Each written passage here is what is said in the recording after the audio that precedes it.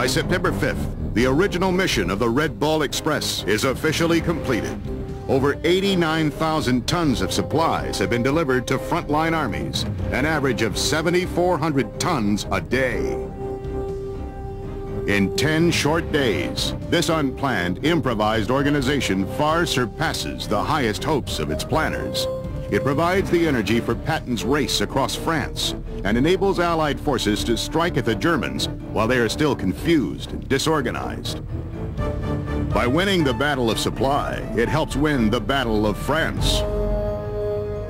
The famed Red Ball Express would be continued beyond its initial mission in the northwest of France. The route is extended eastward through Versailles, and by the end of the operation in mid-September 1944, it has delivered over 135,000 tons to the Allied forces.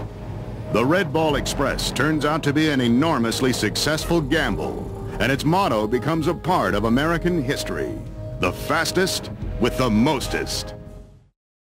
From the beginning of the Southern invasion, all battlefronts in France really became one, and all plans, both tactical and logistical, were devised upon the assumption that soon the whole would constitute one continuous order of battle. The plan called for an Allied landing on the Mediterranean French coast between Toulon and Cannes.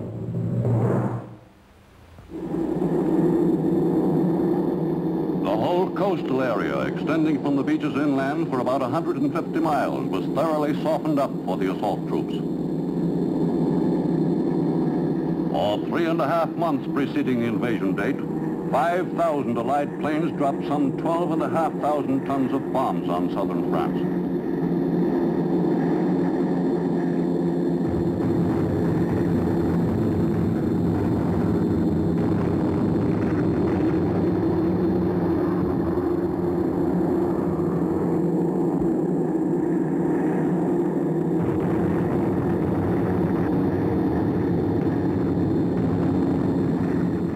Early on the morning of August 15, 1944, the mounting air bombardment was supplemented by strong naval fire against the beaches.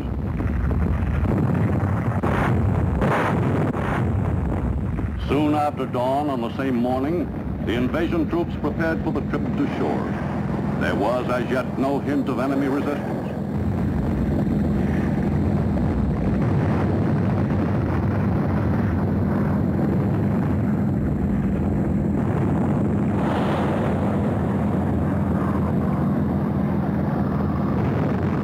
Spearheaded by 3 American divisions, supplemented by French units, the U.S. 7th Army made the assault. The troops, many of them veterans of the North African and Italian campaigns, stormed ashore at 8 a.m. and met very light opposition. The landing was executed exactly as planned.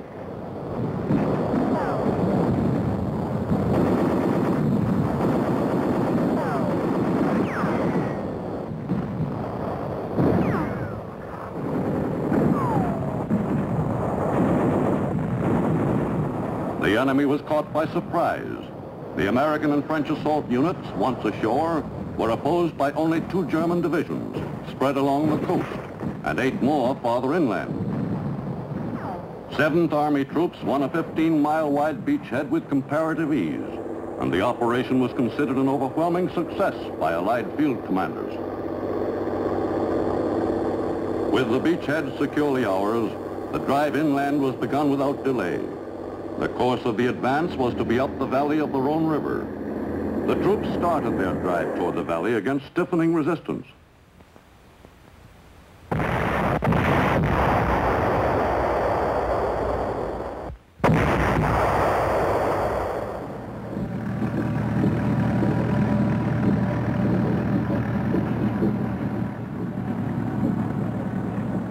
The assault forces were helped materially by members of the French underground, as well as by French villagers encountered along the path of the advance.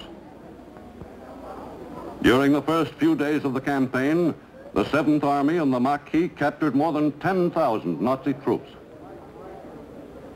Throughout the Allied drive in southern France, the Maquis played an especially active and extremely valuable part. The southern France invasion force was to fight its way up the Rhone Valley and then swing eastward into Germany.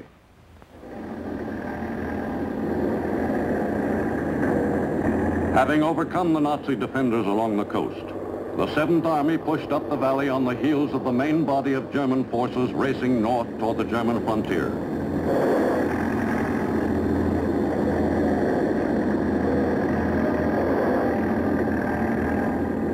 The pursuit was speeded up in an attempt to trap the fleeing Nazis. The Air Force pounded the exposed German columns steadily.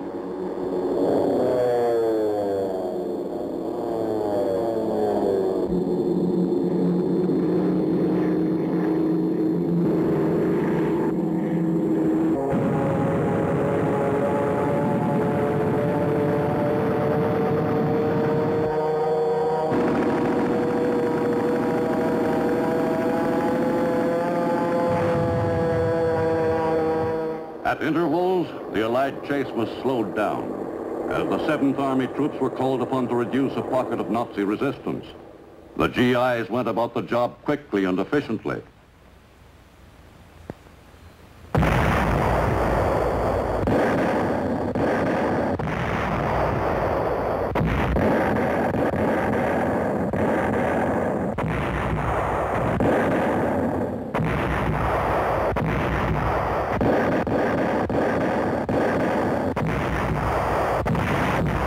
During the first 2 weeks of the campaign in southern France, thousands of Nazis were killed and 50,000 captured.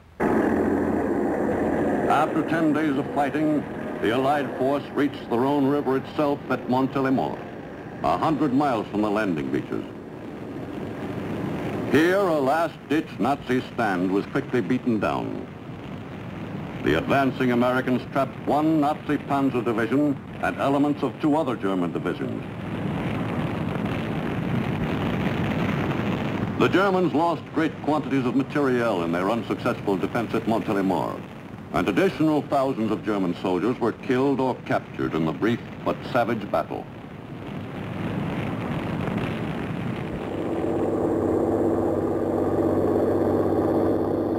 In town after town in their victorious drive up the Rhone Valley, the GIs were greeted with enthusiasm by the overjoyed French townspeople.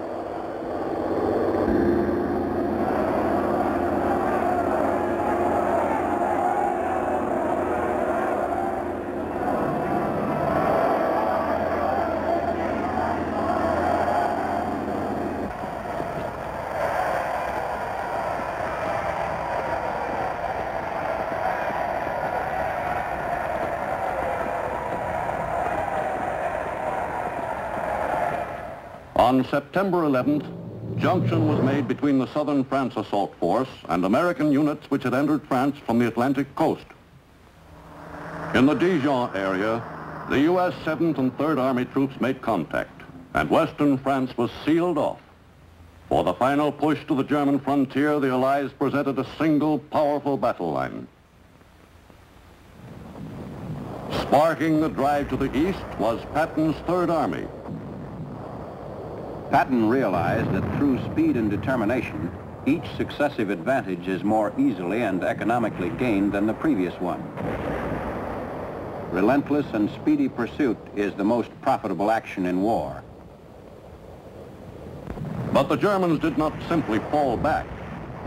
The Nazis showed every intention of fighting savagely for every mile of eastern France still in their hands. They used all available mobile equipment in their strong effort to stem the Allied advance along the whole battle line. In a concerted attempt to stabilize their defense, the Nazis fought stubbornly, fully aware that if this stand were unsuccessful, the Allies would, before long, penetrate into Germany itself.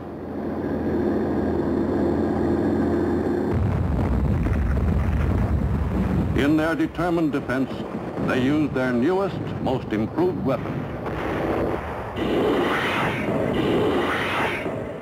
The Allies hammered continuously at the Nazi line, which had stiffened abruptly. The Allied attack was not quite strong enough.